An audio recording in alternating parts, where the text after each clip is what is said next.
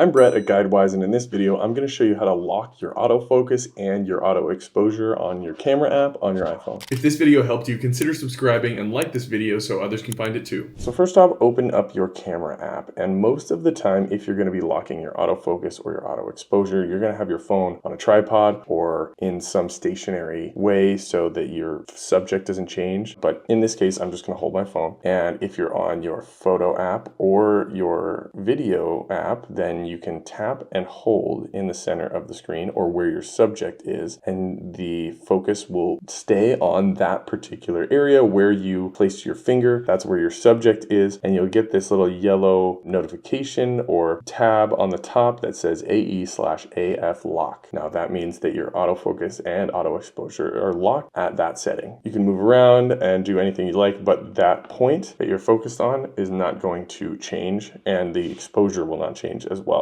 What you can do while you have your autofocus and auto exposure locked is you can change the brightness by clicking and dragging near this little sun, and you can bring it down to make the image darker, bring it up to make the image brighter. That obviously changes your exposure as well, but once you let go, it's going to stay at that particular point. So that's what you need to do to set your autofocus and auto exposure. If you found this video helpful, don't forget to like and subscribe for more.